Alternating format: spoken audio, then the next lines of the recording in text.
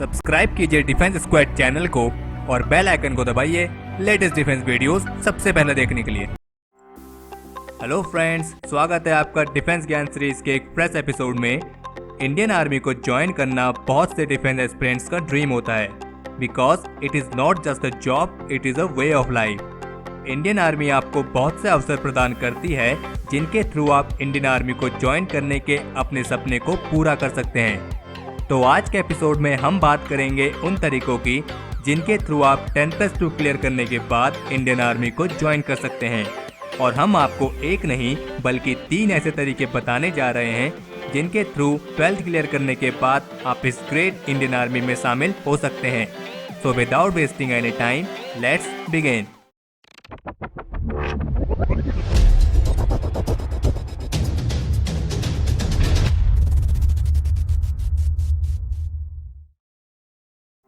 जैसा कि आप सभी को पता होगा, इंडियन आर्मी दुनिया की चौथी सबसे स्ट्रॉन्गेस्ट आर्मी में आती है और इंडियन आर्मी में रिलीजन या कास्ट के आधार पर रिजर्वेशन का कोई प्रोविजन नहीं होता है। And that is the best part of the Indian army. अक्सर 10+2 क्लियर करने के बाद लगभग हर भारतीय युवा को अपने करियर को लेकर कंफ्यूजन रहता है और इसी कंफ्यूजन में वे आर्मी की करियर अपॉर्चुनिटी को नेग्लेक्ट कर देते हैं। तो हम आपको बता दें कि इंडियन आर्मी आपको एक शानदार करियर प्रदान करती है और हर साल लगभग 30 से 35 लाख इंडिविजुअल्स आर्मी रिक्रूटमेंट्स में शामिल होते हैं।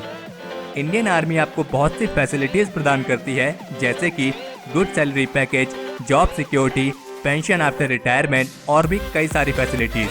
लेकिन इन सबसे ऊपर जो इंडियन आर्मी आपको प्रदान करती है वो है मातृभूमि की सेवा करने का अवसर। इससे कोई फर्क नहीं पड़ता कि आप इंडियन आर्मी में किस पोस्ट पर काम कर रहे हैं, क्योंकि इंडियन आर्मी का पार्ट होना ही अपने आप में गर्व और सम्मान की बात है। तो चलिए बात करते हैं उन तरीकों के बारे में जिनके थ्रू आप 10+2 के बाद इंडियन आर्मी को ज्वाइन कर सकते हैं। सबसे पहला तरीका हम जो आपको बताने वाले हैं वो है एनडीए एग्जामिनेशन। एनडीए यानी national defence academy. National defence academy Khadakwasla Pune में स्थित भारत की सबसे प्रमुख एकेडमीज में से एक है और ये दुनिया की पहली एकेडमी है जहां तीनों फोर्सेस आर्मी, नेवी और एयरफोर्स तीनों की ट्रेनिंग एक साथ कराई जाती है। एनडीए के लिए साल में 2 बार टोटल 320 वैकेंसीज निकलती हैं, जिनमें से 208 वैकेंसीज इंडियन आर्मी के लिए, 70 वैकेंसीज इंडियन एयरफोर्स के लिए और 42 वैकेंसीज इंडियन नेवी के लिए होती हैं।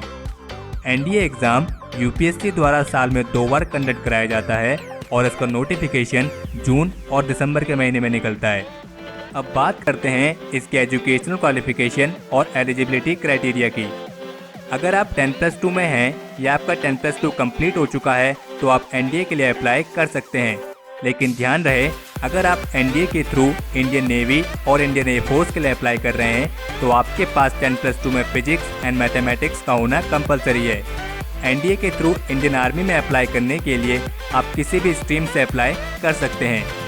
इसके लिए आपकी एज लिमिट 16.5 से 19.5 के बीच में होनी चाहिए। यानी अगर आपकी एज 16.5 से कम है या फिर 19.5 से ज़्यादा है तो आप एनडीए के लिए अप्लाई नहीं कर सकते हैं।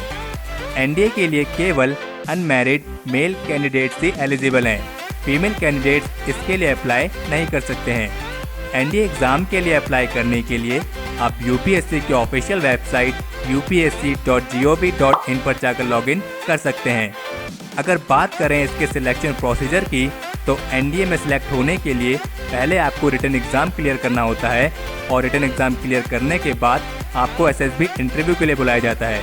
अगर आप एसएसबी इंटरव्यू क्लियर कर लेते हैं तो फिर आपको 3 साल की ट्रेनिंग के लिए नेशनल डिफेंस एकेडमी भेजा जाता है और फिर वहां से 1 साल के लिए इंडियन मिलिट्री एकेडमी देहरादून भेजा जाता है। अब बात करते हैं हमारे दूसरे तरीके की, जो है टीईएस एंट्री। टीईएस यानी टेक्निकल एंट्री स्कीम।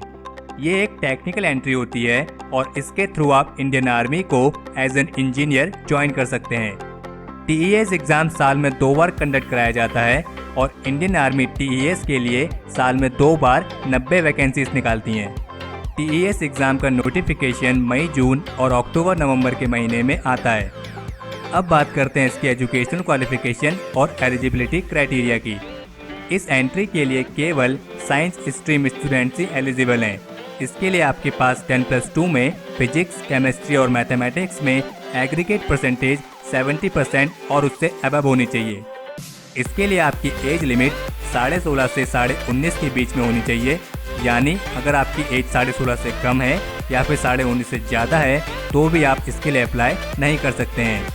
इस एंट्री के लिए केवल अनमैरिड मेल कैंडिडेट्स ही अप्लाई कर सकते हैं और इसमें अप्लाई करने के लिए आप इंडियन आर्मी के ऑफिशियल वेबसाइट joinindianarmy.nic.in पर जाकर लॉगिन कर सकते हैं। अगर बात करें इसके सिलेक्शन प्रोसीजर के बारे में तो इसमें कैंडिडेट्स को एसएसबी इंटरव्यू के लिए कट ऑफ लिस्ट के आधार पर बुलाया जाता है। इसकी टोटल ट्रेनिंग ड्यूरेशन 5 साल की होती है, जिसमें से 4 साल आपको आर्मी के इंजीनियरिंग कॉलेज में टेक्निकल ट्रेनिंग दी जाती है और 1 साल ऑफिसर्स ट्रेनिंग एकेडमी गया में आपको बेसिक मिलिट्री ट्रेनिंग दी जाती है। अब बात करते हैं हमारे तीसरे और फाइनल तरीके की, जो है सोल्जर एंट्री स्कीम। हर साल इंडियन आर्मी अलग अलग जगहों पर रिक्रूटमेंट रैलीज ऑर्गेनाइज करती हैं, जिनका नोटिफिकेशन आपको इंडियन आर्मी की ऑफिशियल वेबसाइट और लोकल न्यूज़पेपर्स में मिल जाएगा।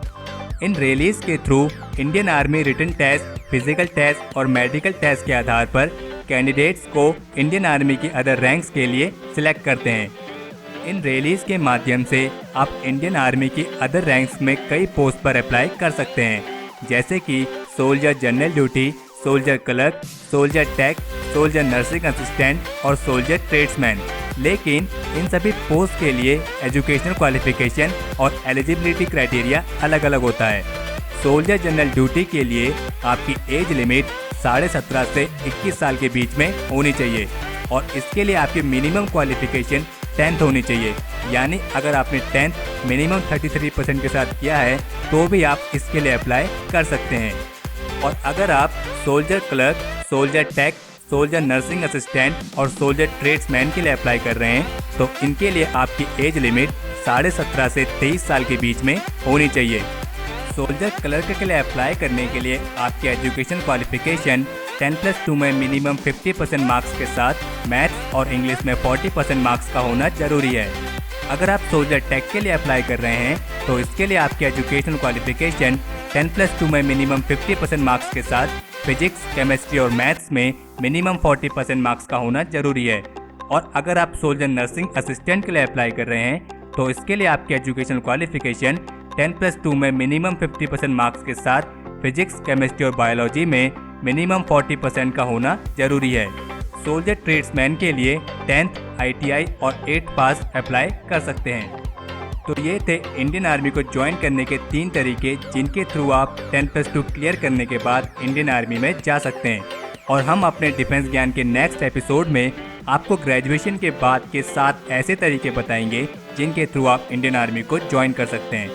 इस वीडियो को लेकर अगर आपका कोई सुझाव या सजेशंस हो तो उसे कमेंट सेक्शन में शेयर जरूर करें और हमें उम्मीद है आपको ये वीडियो पसंद आई होगी। अगर आपने इस वीडियो को लाइक और शेयर नहीं किया है तो इसे लाइक और शेयर करें और चैनल को सब्सक्राइब करना ना भूलें।